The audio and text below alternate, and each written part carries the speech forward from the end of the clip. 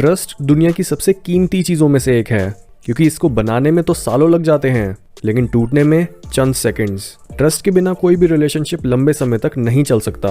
अगर एक रिलेशनशिप में ट्रस्ट होता है तो आपके लिए बहुत ही ईजी हो जाता है अपनी बातों को कम्युनिकेट करना और सामने वाले के साथ एक इमोशनल कनेक्शन बनाना। यानी ट्रस्ट रिलेशनशिप्स को गहराई देता है। बट ऐसे में ज़रूरी है कि आप सिर्फ उन्हीं लोगों पर विश्वास करो जो सच में आपके विश्वास के लायक हैं। और तभी इस एपिसोड में हम डिस्कस करेंगे उन लोगों के टाइप्स जिन पर आपको कभी ट्रस्ट नहीं करना चाहिए। नंबर 1, पीपल हु लाई। हम सब ही कभी ना कभी लाइफ में झूठ बोलते हैं। अगर हम स्कूल या फिर काम के लिए लेट हो जाएं तो हम बोल देते हैं कि रास्ते में ट्रैफिक था और हम ट्रैफिक की वजह से लेट हो गए। या अगर हम किसी को पसंद नहीं करते तो हम उसके आगे भी नाइस बनने की एक्टिंग करते हैं ताकि वो सिचुएशन ऑकवर्ड ना बने।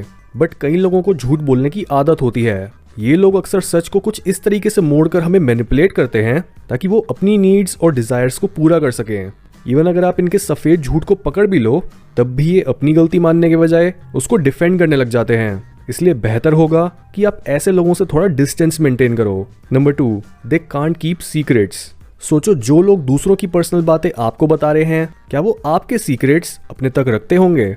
बिल्कुल भी नहीं। ऐसे लोगों को अपने सीक्रेट्स बताना बिल्कुल ऐसा होगा जैसे आपने अपने पैसे या फिर सबसे कीमती सामान एक ऐसी तिजोरी में रख दिया हो जिसका कोई ताला ही नहीं है। ऐसे लोगों को बस लोगों की बुराई करने और इधर की बात उधर करने में मजा आता है, फिर भले ही इनकी बातों से कोई हर्ट क्यों ना हो जाए। इसलिए ऐसे लोगों पर आपको बिल्कुल ट्रस्ट नहीं करना चाहिए, चाहे वो आपको प्रॉमिस भी करें कि वो आपके साथ ऐसा नहीं करेंगे। Number 3, they can't come to any conclusion. यानी ऐसे लोग जो एक चीज पर कभी भी टिक ही नहीं पाते और बार बार अपना ओपिनियन बदलते रहते हैं। ये लोग अक्सर आपसे एडवाइस लेते हैं और ध्यान से आपकी बात सुनने के बाद वही सेम क्वेश्चन या प्रॉब्लम किसी और के पास लेकर चले जाते हैं। ऐसे लोगों में कॉन्फिडेंस की कमी होती है और तभी इनका मन बार बार हर चीज को लेकर चेंज हो रहा होता है। अगर आप इस तरह के कंफ्यूज्ड इंसान के साथ बिजनेस करो तो शुरू में बोलेंगे कि हाँ आपका काम हो जाएगा, लेकिन कुछ टाइम के बाद ही अपना मन बदल लेंगे और बोलेंगे कि नहीं, वो काम तो बहुत ही मुश्किल था। अगर आपका कोई दोस्त इस तरह का है तो वो भी इस तरह के वादे तो करेगा कि वो मुश्किल समय में आपका साथ देगा, लेकिन एक एक्चुअल नेगेटिव सिचुएशन में वो गायब हो जाएगा। इसलिए अगर कोई इंसान एक आध बार भी ये दिखा दे कि वो अपनी बातों पर टिका नहीं रहता तो ऐसे इंसान पर दोबारा बिल्कुल ट्रस्ट मत करना। Number 4, they are way too nice. हम यूजुअली ऐसे लोगों पर बहुत ईजिली ट्रस्ट कर लेते हैं जो बहुत ही नाइस और स्वीट होते हैं, लेकिन किसी को सिर्फ उसकी नाइसनेस के बेसिस पर ट्रस्ट करना ये बिल्कुल भी वाइज नहीं होता। ऐसा इसलिए क्योंकि बहुत से लोगों को वही चीजें बोलने की आदत होती है जो दूसरे लोग सुनना चाहते हैं। वो बहुत बार कड़वे सचों को सामने रखने के बजाय मीठे झूठ सब में बांट देते हैं ताकि कोई भी उन्हें डिसलाइक ना करे। इस तरह के लोग कायर होते हैं और ये किसी भी तरह की टकराव को अवॉइड करने के लिए एक्सट्रीम जगहों पर जा सकते हैं और एक के बाद एक झूठ बोल सकते हैं। इसलिए अगर कोई इंसान हद से ज्यादा नाइस है तो उसे बस सरफेस लेवल पर जज मत करो और बिना किसी पक्के रीजन के उस पर ट्रस्ट मत करो। Number 5, they lack self awareness. जो भी इंसान खुद को अच्छे से नहीं जानता वो दूसरों के इमोशंस के टुवर्ड्स भी एकदम इंडिफरेंट और इनसेंसिटिव रहता है और वो बहुत ही सेल्फिश होता है। वो अपने बारे में सोचने में ही इतना ज्यादा बिजी होता है कि उसे ये समझ ही नहीं आ पाता कि कैसे उसके शब्द या फिर एक्शंस दूसरों को हर्ट कर रहे हैं। और जब आप ऐसे इंसान को बताओ कि उनकी कोई बात आपको बुरी लगी या फिर वो कितने सेल्फिशली जीते हैं तो वो उल्टा सारा ब्लेम आपके ऊपर शिफ्ट कर देते हैं। ऐसे लोग कभी भी खुद के एक्शंस की रिस्पॉन्सिबिलिटी ले ही नहीं पाते, जिस वजह से आपको कभी भी ऐसे इंसान पर बिल्कुल ट्रस्ट नहीं करना जिनकी सेल्फ अवेयरनेस और सोशल इंटेलिजेंस इतनी कम हो। Number 6, they always feel victimised. जो लोग अपनी स्टोरी में एक विक्टिम होते हैं और हमेशा दूसरों को अपने फेलियर्स के लिए ब्लेम कर रहे होते हैं, ऐसे लोग बिल्कुल भी ट्रस्ट के काबिल नहीं होते। इन्हें डीप इनसाइड ये पता होता है कि इनका फेलियर इनको जीते जी शांति से नहीं रहने देगा, लेकिन अपनी लाइफ की रिस्पॉन्सिबिलिटी लेने की मोटिवेशन ना होने के कारण ये अपनी लाइफ में कुछ ना कर पाने की वजह एक्सटर्नल चीजों को बताते हैं। लेकिन सिंपल सी बात है, जिसे भी लाइफ में कुछ करना होता है वो लाख मुश्किलों और रुकावटों के बाद भी सक्सेस हासिल कर लेता है, लेकिन जिसके दिमाग में विक्टिम आइडेंटिटी बैठी हुई होती है वो अपनी पूरी जिंदगी ही बहाने बनाने में निकाल देता है। इसलिए ऐसे लोग भी ट्रस्ट के लायक नहीं होते जो अपनी किस्मत और अपनी लाइफ का कंट्रोल खुद के हाथ में नहीं लेते। Number 7, the ungrateful one.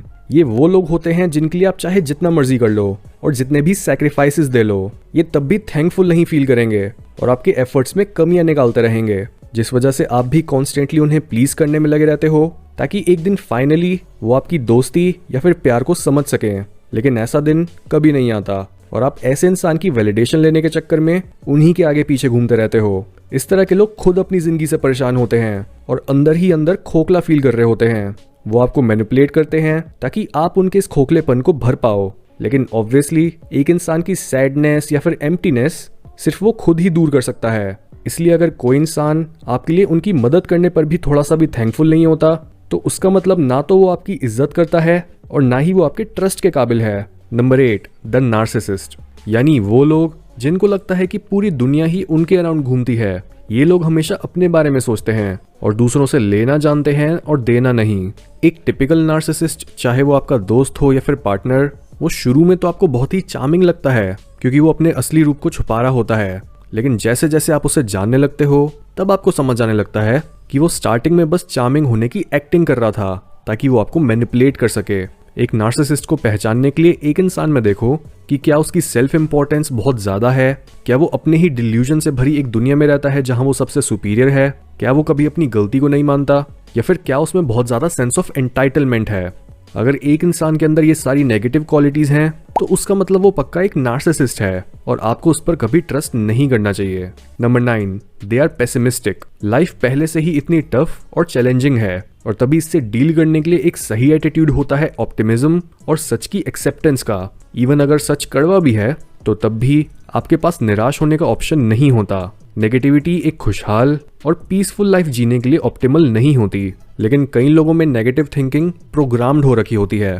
या तो उनके बचपन में ही उन्हें ये बताया गया होता है कि दुनिया कितनी बेकार, मतलबी और मीनिंगलेस है, या फिर उनका खुद का कोई ब्रेकअप, फाइनेंशियल क्राइसिस या कोई और दूसरा लॉस उन्हें इस तरह के थॉट पैटर्न में फंसा देता है। पेसिमिज्म सिर्फ एक इंसान को ही नहीं बल्कि उसके आसपास रहने वाले लोगों को भी डिमोटिवेट कर देता है और लाइफ में अपना बेस्ट एफर्ट देने और अपनी हाईएस्ट पोटेंशियल तक पहुंचने से सबको रोक देता है। इसलिए अगर आपके सर्कल में भी कोई पेसिमिस्टिक इंसान है तो उससे दूर रहो और कभी भी उसकी बातों पर ट्रस्ट मत करो।